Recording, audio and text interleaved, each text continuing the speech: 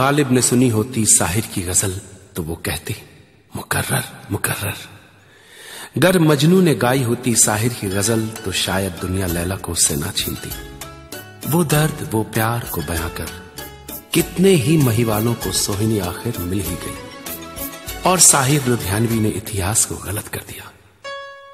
रवि साहब का दर्द भरा संगीत और महेंद्र कपूर की कशिश भरी आवाज। चल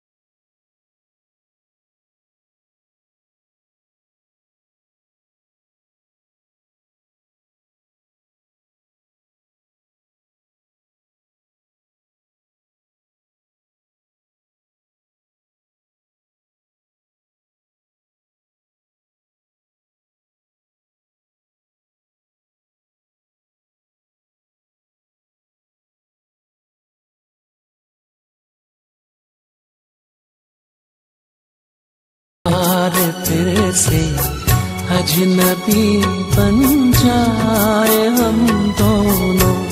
चलो एक बार फिर से अजनबी बन जाए।